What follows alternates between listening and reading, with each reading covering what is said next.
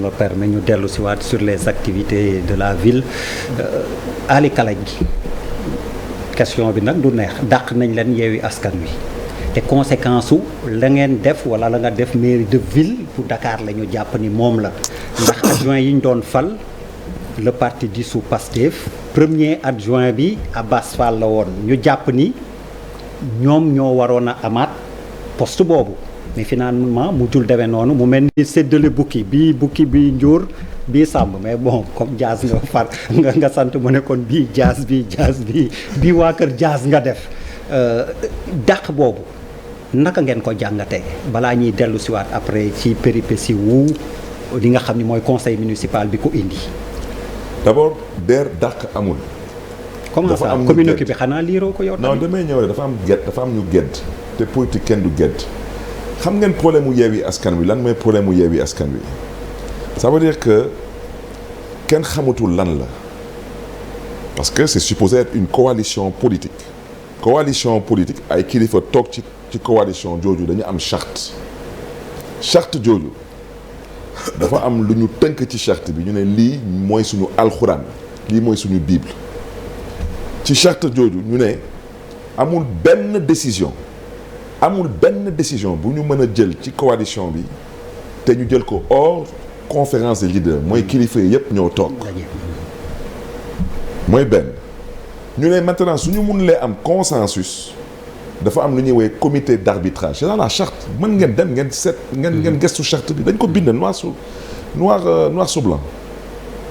xam ngeen lu am ba am suñu taxawee ñu ne waaw dañuy dàq taxawu Sénégal ñu ne lu tax ñuy dàq taxawu Sénégal ñu ne parce que taxawu Sénégal ils ont voté un bureau municipal waaw maintenant conseil municipal bu am 100 conseillers taxawu Sénégal ci 100 conseillers yi moom am na à peine 30 conseillers motul sax 30 conseillers waaw naka la ñu mënee toog ñu ne ñun dañuy dàq ay nit ci conseil municipal jooju mais balaa may gën a xuus ci loolu xam nga tey man j'ai un problème dans ce pays parce que bëgguma xas kenn parce que c'est contre-productif mais su ma la waxoon dara est-ce que di nga ma gëm mairie Ziguinchor est-ce que xam nga ñaata adjoint au maire ñoo fa am 16 amul benn taxawu Sénégal tous les 15 sont Pastef le 16e est grand parti mës ngeen dégg nit kaas loolu dem leen ngeen gëstu ko ñun tout de même kenn du taxaw nekk taxawu Sénégal amul ay responsables politiques Ziguinchor est-ce que xam ngeen tout le conseil municipal de la mairie de Ziguinchor ñaata conseil taxawu moo am ci conseil municipal de la mairie de Ziguinchor benn ñoom à la ville de Dakar ils sont 13 te dans le dernier bureau municipal daanaka le premier bureau bu cour d'appel de TAS ils étaient 5 ci benn bureau municipal de 18 parce que le 19e adjoint c'est l'adjoint délégué à Gorée parce que Gorée n'est pas sur le continent. genre de droit le poste donc da leen di revenir de droit. ban journaliste ngeen dégg fii Sénégal wala analyste politique ngeen dégg mu duut baaraam le conseil municipal de Ziguinchor taxaw ne fii y a 16 adjoints au maire mais tous les 15 sont Pastef ana fa Yewwi. waaw mais bu dee ñi fa nekk tamit ñoo ko voté. non c'est que suñu ñoom la ñu voté ñoo falu. non ñun suñu ñu majoritaire mais bu leen neexee déet ñoom dañu def lu ñuy def mooy politique wante suñu ngor moo ñu mayut ñuy taxaw di ànd ak ay gor ci jàmm ak salaam di leen di dëkkaloo fu ñu dëkkul ñun on constate mais ñun à la ville de Dakar parce qu'il faut qu'on se comprenne du wolof Njaay nee na ku la mag ëpp la ay sagar mais ñun ñu ñuy àndal ci politique entre nous dañuy waxante dëgg rek yéen da ngeen fekkee démb ak bërki démb nous venons de l'école qui a créé la nation sénégalaise ñun dañuy jàngal politique ñun on s'est pas levé comme ça on s'est pas retrouvé comme un cheveu dans la soupe en politique non on a appris la politique mais bien sûr mais fa lañ leen dàqee it non mais loolu c'est un autre débat c'est pas d'actualité parce que tey lu gars yi bañoon démb tey ñu ngi koy nangu parce que gis nga yàlla rek mooy buur bu mag ji mooy àtte te saa yi buy jóg di àtte léppay leer man des fois damay toog di ree ñu ne ma waaw du ngeen falu ma leen mais ñun falu taxuñu jóg non ñun nous avons déjà une victoire 2 ans et demi de d'abord exclusion ci parti socialiste 2 ans et demi ci kaso ñu fokk ci sa ay mandat lépp nag mairie député lépp jaay la doole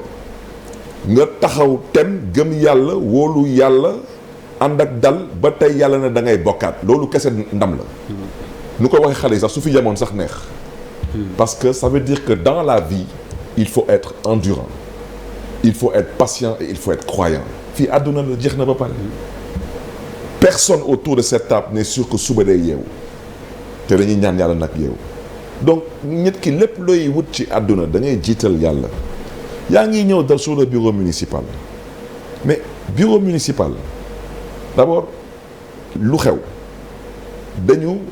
installer benn bureau municipal peut-être at ak lu tegu ci ginnaaw man lu ma gëmoon man mooy man je suis élu au suffrage universel direct c'est la première fois ci histoire politique u Dakar ñuy fal un maire au suffrage universel direct daanaka gars ñi ba ñuy dem di voter ñoom xamoon nañ que ils votent pour Barthélémy Diaz pour mu nekk maire de Dakar donc man ma ne mais je ne suis pas élu de la même façon que les membres du bureau municipal parce que ñoom seen élection c'est au suffrage indirect donc comme bokkuñu ma ne et puis il y a des jurisprudences man j'ai été député à l'Assemblée nationale président Moustapha Niasse nekkoon président Assemblée nationale premier vice-président nekkoon góor ma ne mais si on l'a fait à l'Assemblée au nom de quoi mënuñu ko fi def gars yi attaqué décision bi man ma toog gars yi ne ma décision de justice cour d'appel nee na bureau bi baaxut ma nekk di xuus di naxante ak gaañ gars yi ñëw ne ma Bart xam nga lu ñu lay yëgal déjà yow dañ la xiif dama bëgg nga dégg nag daaj wala da ngay reprendre at bureau bi wala gars ñi am nañ droit loo voté ñu ne lii dara baaxut ci parce que bureau bi baaxut au nom de quoi man may exposer la ville de Dakar pour des intérêts partisans claniques ou politiciens du ma ko def je ne le ferai pas ma ne gars ñi bon maintenant quel que soit Alpha le premier adjoint su ñuy reprendre mënul nekk góor xam nga jox naa la exemple Ziguinchor ma jox la exemple Dieuppeul Derklé bi parce que bëgguma joxe exemple HLM parce que HLM lu fa jot a xew je n'ai pas le droit de commenter parce que foofu ay waa Yewwi ñoo lëkkaloo xeex waa Taxaw ñu ne pat noppi wante nee naa gaañi xam naa gaañi ñenn ñi xam naa dañuy fekkeewul suma démb ak suma bërki démb parce que nag pesum kanam am na fu ñuy toll borom a koy fajal boppam man damay politique mais ci ville de Dakar bii je refuse de mettre en avant la politique lu xew Dieuppeul premier adjoint bi moo nekkoon Ibrahima Ndiaye Taxawu Sénégal ñoom tamit cour d'appel leen seen bureau baaxul parce que Cheikh Gueye mooy maire gars yi di reprendre at premier adjoint bi nekk Pastef jigéen ñun ñëpp ñu votel ko ñu ñëw ci deuxième adjoint bi il a fallu 3 tours de vote pour que Ibrahima Ndiaye Taxawu jàll donc loolu yëpp ñu noppi di ko muñ kenn waxut mais man suma biir conseil y a des politiques ñoom ñu ngi gis loolu yëpp ñu ngi dégg ne pat mais man ñooñu joxuma leen ñu lekk joxuma leen ñu naan ñenn ñi sax ñoo ma mag fuuf moom il connaît comment fonctionne le conseil gars yi d'accord comme def ngeen lii fii def ngeen lii fii def ngeen lii fii def ngeen lii fii mais tey dans le bureau municipal des HLM ils ont évincé carrément le Taxawu ba may dégg yenn yi pour mu leer waa Yewwi nga ni ñoo def loolu te ngeen bokk coalition ñoo bokk coalition ñoom ñu lëkkaloo seen biir dàq waa Taxawu du bureau municipal ñu muñ kenn musuñu dégg ñu wax lu ñaaw ci ñoom gars yi ñëw ville de Dakar ñu ne dañuy reprendre at ñu ne premier adjoint ñu ne jigéen lay doon ñu teg Taxawu ñu ne deuxième adjoint on a pris la personne la plus dynamique qu'on a constatée dans le premier bureau mi ngi tudd Pateba bokk FSD/BJ chaque jour su may ñëw mairie de Dakar moom laa fekk su may quitter la mairie de Dakar je le laisse là-bas parce qu'il travaille celui qui est là en train de dire qu'il a été évincé ça fait plus de 2 mois tegul tànk mairie de Dakar yor bureau mairie de Dakar yor caabi yor oto yor carburant yor indemnité nga ne yow doo xëy yow da nga foog ni fii c'est le bureau politique d'un parti politique ou quoi moi on m'a confié les destinées de la ville de Dakar da ngay xëy si ñëw liggéey tu ne travailles pas je suis désolé, tu n'as pas ta place dans le bureau municipal de la ville de Dakar. C'est pas moi qui le dis, c'est le conseil qui le constate. Parce que da nga fàtte lu la indi mairie Dakar lu la indi mairie Dakar du politique lu la indi mairie Dakar mooy liggéeyal askanu Dakar ñu ne mais nag 3e adjoint ma ne gaañ ñi def leen neex wante dafa amoon ñu àndaloon te da ngeen góorgóorlu ba l'esprit Yewwi qu'on le reflète ici ñu ne 3e adjoint ñu jël ku ñuy wooye Mamy Awa Dieng elle est la présidente des femmes Pastef du département de Dakar te moom mi ngi woon ci premier bureau bi tamit comme présidente des femmes du département de Dakar moom moo nekk 3e adjointe ñu ne 4e adjoint ma ne 4e adjoint parce que ville de Dakar il faut qu'on se comprenne il n'y a que les 5 premiers adjoints ñoo fa am ay bureaux ñu ne 4e adjoint ma leen taxawu dugg na FSDBJ au-delà du parti c'est la personne physique de Pathé Ba qui travaille d'arrache-pied moo tax ñu dugal ko Mamy Awa Dieng muy Pastef ñun ruus nañu def bureau te Pastef du ci bokk ma ne 4e adjoint day nekk PUR ñu ne d'accord PUR ñu votel suñu doomu ndey Daouda Gueye moom tamit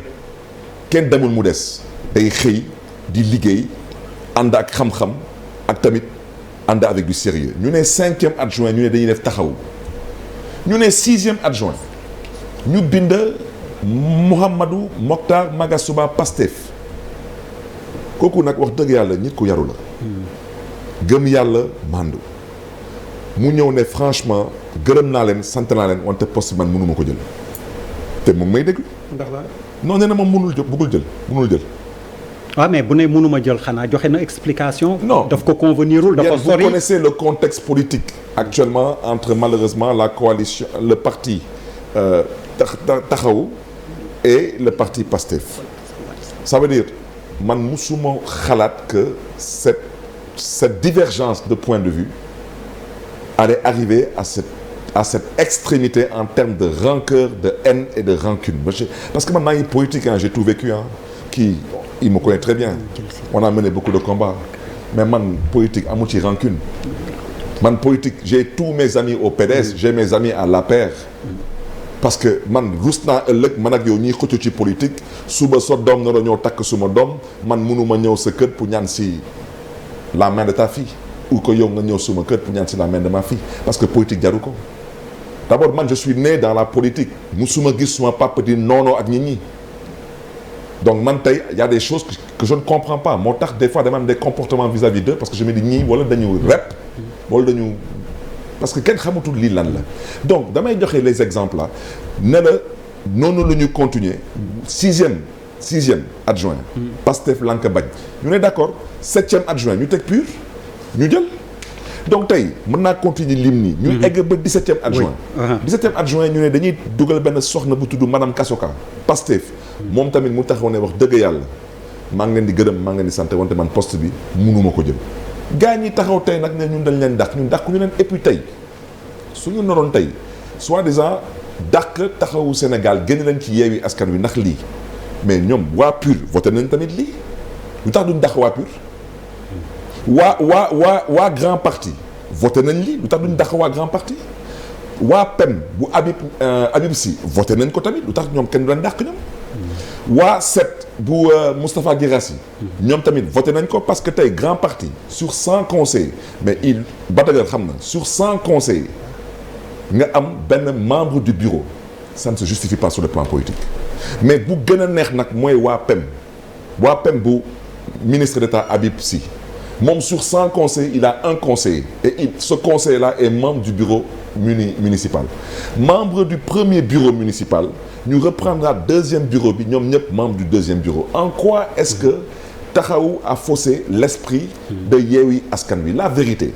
mooy qui veut se débarrasser de son chien l'accuse de rage yéen gis ngeen y avait quelques semaines de cela gars yi doon laam-laamee mën nañ dàq gars yi dañuy dàq gars yi dama ne dañuy fooye seen xel te fu may daanale lii lépp lu ko waral c'est ce que j'appelle la danse des charognards ñoo jël doomu jàmbur di suma doomu ndey puus ko jëy ko dugal ko ci gaal bu dul costé ba mu mujjee fan ci kaso bi ku ci nekk nag yaa ngi xalaat tey yow yaay récupérer soi-disant électorat bi je le dis avec fermeté mën naa bañ a d'accord ak suma doomu ndey ci yenn gis-gis yi wante il restera suma doomu ndey benn te je continuerai à lui dire la vérité nekkoo ci dëgg nekkoo ci yoon nanga ma bàyyi xel parce que lu ma la yéene yàlla naa la ci jiitu parce que dama la yéene lu baax kese ak jàmm ak salaam wante là dans ces charognards là vous savez entre nous c'est pourquoi je tente dama ne dafa am ñii am ñee ak am ñeneen ñi les uns les autres et les et cetera les et cetera c'est ce que j'appelle franchement ceux qui ne versent que dans l'escroquerie politique et la malhonnêteté intellectuelle chroniqueurs yi c'est l'occasion ngeen jël